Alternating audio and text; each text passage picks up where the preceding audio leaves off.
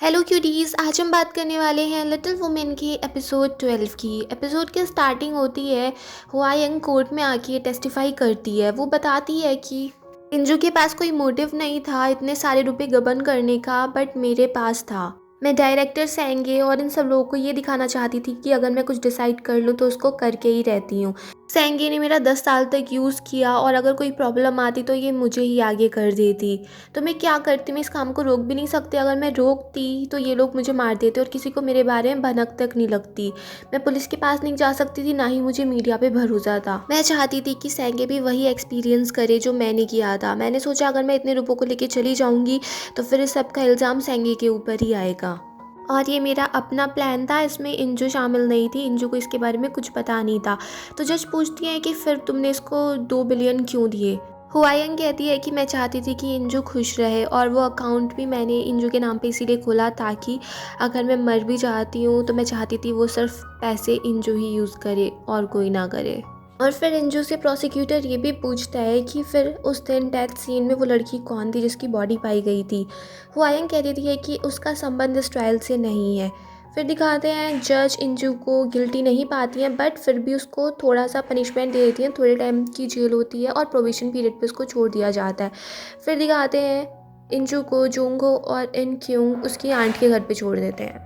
इंजू जब अपनी आंट के घर पे पहुंचती है तो वहाँ पे उसको हुआयंग दिख जाती है। वो गुस्से से हुआयंग से पूछती है कि मुझसे फ्रेंडशिप भी तुमने इसलिए की थी क्योंकि मैं तुम्हारे प्लान का हिस्सा थी, क्योंकि मैं बेवकूफ़ थी, मुझे चीज़ें समझ में नहीं आती हैं।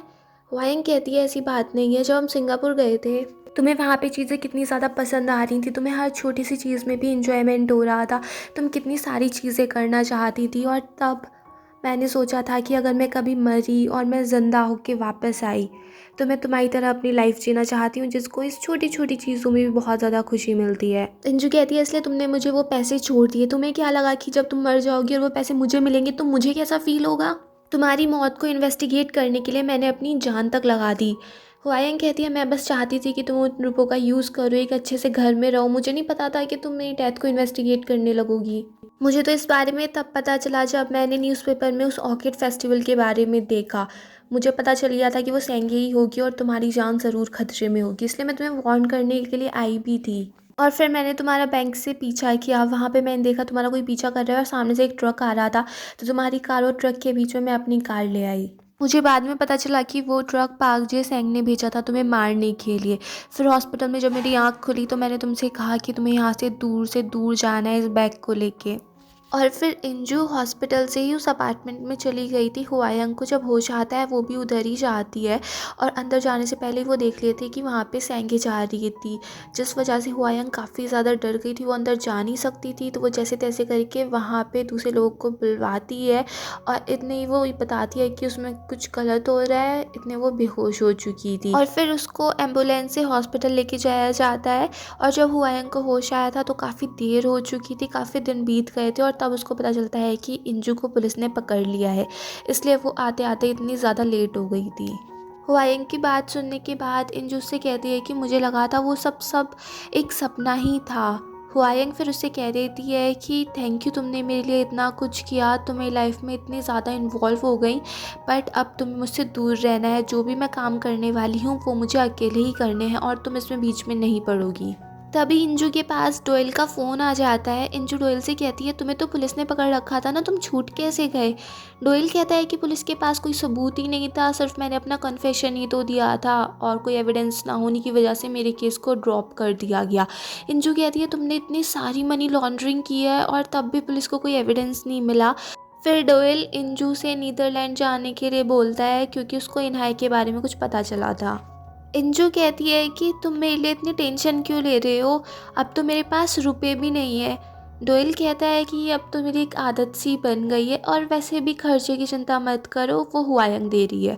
तभी इंजू पीछे मुड़ के देखती है तो हुआयंग वहाँ पे थी नहीं, वो चली गई थी। फिर दिखाते हैं हुआयंग ने एक प्रेस कॉन्फ्रेंस ऑर्गेनाइज़ की थी और उसमें वो बता रही थी कि उसने अपनी मौत का प्लान कैसे सब कुछ किया। वो बताती है कि मुझे एक वेबसाइट पे जो लोग सुसाइड कमिट करना चाहते थे ऐसे लोग मिले थे और वहाँ पे मुझे एक मेरे टाइप की ही लड़की मिली जिसकी हाइट मेरी तरह ही थी।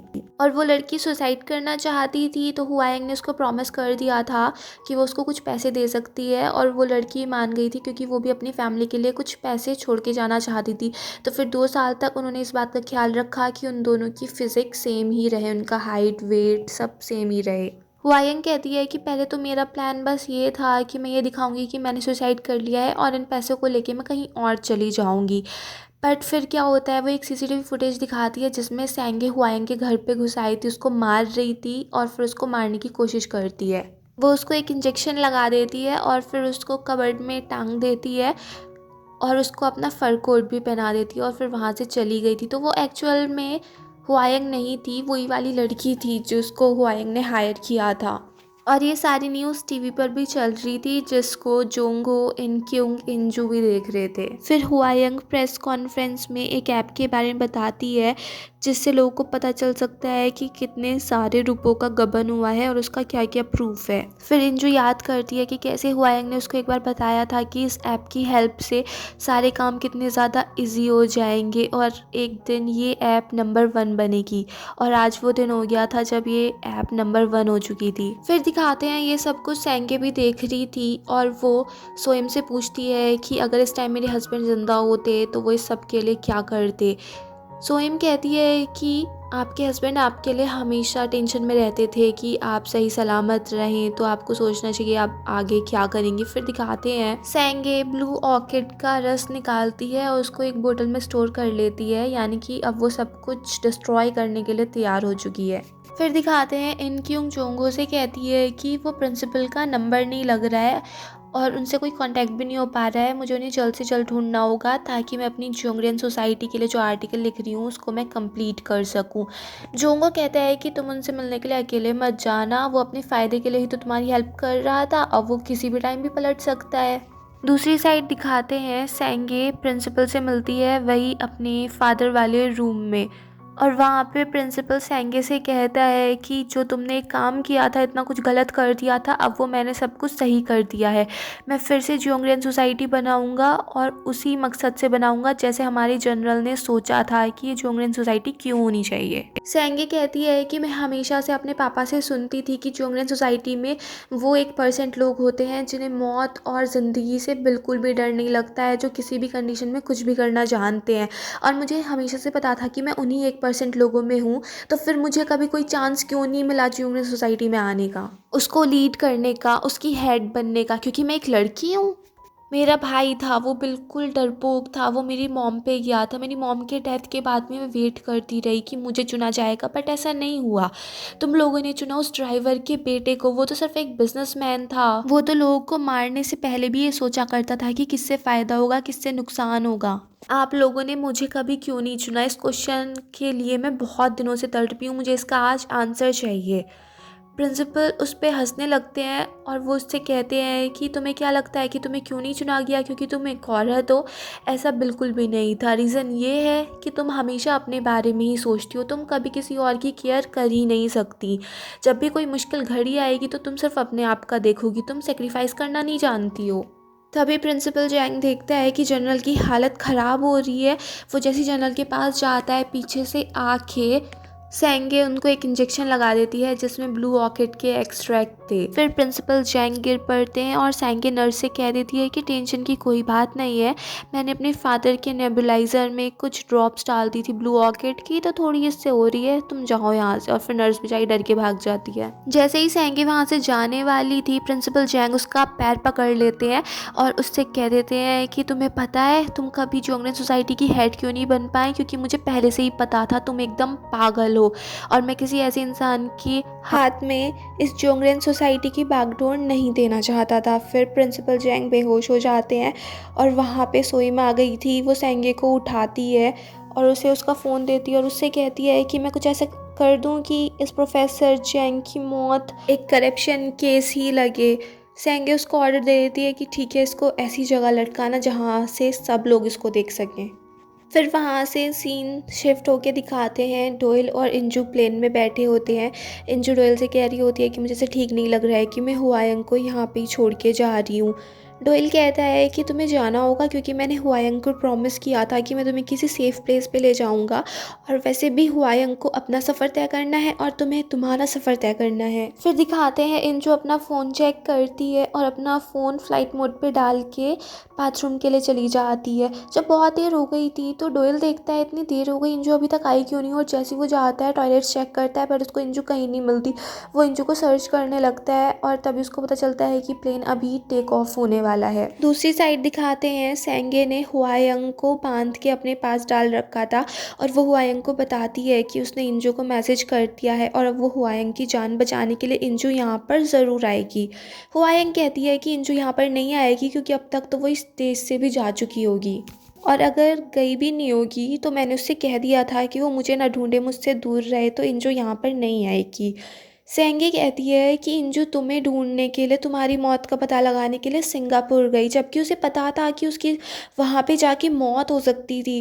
तो तुम्हें क्या लगता है इंजू यहाँ पर नहीं आएगी? और कितना अच्छा लगेगा जब वो भागते हुए यहाँ पे आएगी इस उम्मीद से कि वो तुम्हें बचा लेगी, और जब मैं उसकी ये उम्मीद तोड़ूंगी तो कितना ही अच्छा लगेगा। हुआयंग कहती है कि इंजू इतनी भी कमज़ोर नहीं है, और तुम ये भी तो सोचो आज जो तुम्हारी लाइफ है ये सिर्फ इंजू की वजह से ही तो हुई है। फिर सेंगे हुआयंग से पूछती है कि तुमने कब सोचा कि तुम्हें बदला लेना है, ऐसे करना है वैसे करना है। हुआयंग कहती है कि जब मेरी मॉम की डेथ हुई तुमने मुझे सिंगापुर जाने के लिए कहा, और जब मैं उस ट्रिप पे कुछ नहीं बोली, जब हम वापस आ रहे थे तब तुमने मुझसे क्या कहा इतने कैजुअल मैनर में कि ज़िंदा इंसान को तो ऐसे ज़िंदा रहना चाहिए ना, उसे अपनी लाइफ जीनी चाहिए, और तुम अपनी मॉम के इतने ज़्यादा क्लोज थी क्या? और फिर नेक्स्ट डे तुमने अपने एक्सपेंसिव बैग, अपने यूज़ किए हुए जूते और पर्स मेरे पास भेज दिए। सेंगी कहती है अरे वो सारे बहुत ज़्यादा एक्सपेंसिव थे, अच्छे तो थे। हुआयंग कहती है तुम्हें नहीं लगता कि जिंदा इंसान को भी डेथ का एक्सपीरियंस होना चाहिए? बस तभी से मैंने डिसाइड कर लिया कि मैं तुम्हें दिखाऊंगी कि मैं अपने मॉम के कितने ज़्यादा करीब हूँ। मैं तुमको ये शो करूँगी, अगर मैं चाहूँ तो मैं कुछ भी कर सकती हूँ। फिर दिखाते हैं इन क्यूंग और जोंगो प्रिंसिपल जैंग से मिलने के लिए जाते हैं। वो उनके ऑफिस रूम को चेक करते हैं और वहाँ पे प्रिंसिपल जैंग उन्हें लटके हुए मिलते हैं, और तभी वहाँ पे कुछ आदमी आ जाते हैं जो इनक्यूंग को किडनैप कर लेते हैं और इनक्यूंग को वहाँ से ले जाते हैं, और जोंगो उनसे फाइट भी करता है, और फिर जैसे तैसे करके वो वहाँ से भागता है और फिर उसे पता चलता है कि इनक्यूंग को कहाँ ले गए हैं, तो वो इनक्यूंग के पीछे पीछे जाता है। दूसरी साइड दिखाते हैं जोंगो इनक्यूंग के लिए परेशान था और डोयल इंजू के लिए, तभी जोंगो इंजू के फ़ोन पे कॉल करता है जिसको डोयल रिसीव करता है और उसको बताता है कि इंजू अभी फ़ोन नहीं रिसीव कर सकती। दूसरी साइड दिखाते हैं इंजू पाक फैमिली हाउस में घुस जाती है और वो पहुंच जाती है वही ब्लू ऑर्किड वाले रूम में। सेंगे उसे देख के खुश हो जाती है और हुआयंग उसको डांट रही होती है कि मैंने मना किया था ना कि तुम्हें यहाँ नहीं आना है। इंजू सेंगे से कहती है कि वो यहाँ पर अकेले नहीं आई है बल्कि अपने साथ एक ग्रेनेड भी लेके आई है जो उसको चोई हीजे ने दिया था। फिर दिखाते हैं चोई हीजे ने ये इंजू को माफ़ी के तौर पर दिया था और उससे कहा था कि हर एक इंसान के पास एक ना एक बॉम्ब तो होना ही चाहिए, और इसकी रेडियस 15 मीटर है। 15 मीटर के अंदर अंदर ये किसी भी चीज़ को डिस्ट्रॉय कर सकता है, और इसकी सेफ्टी पिन निकालने के 5 सेकंड बाद ये फट जाता है, तो इतनी देर में तुम 15 मीटर से ज़्यादा तो भाग ही सकती हो। फिर दिखाते हैं इंजू की बात सुन के सेंगे कहती है कि अगर ये बम यहाँ पे फट गया तो हम सबके सब मारे जाएंगे। इंजू कहती है कि हाँ मैं यहाँ पर आई भी यही सोच के थी कि 50-50 चांसेस है, हम तीनों ज़िंदा बच सकते हैं या मर सकते हैं, ये तुम पे ही डिपेंड करता है।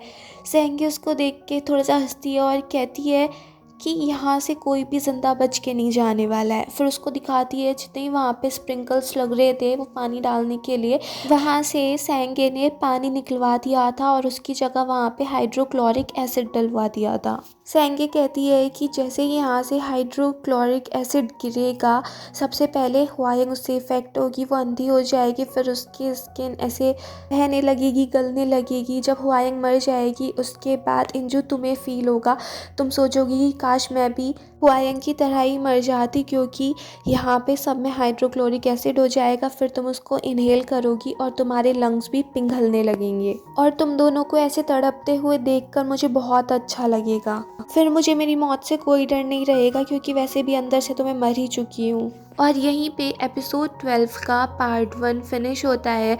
अगर आपको इस सीरीज़ के और एपिसोड्स देखने हैं तो वो आप मेरे चैनल मूवीज़ पनघट पे चेकआउट कर सकते हैं।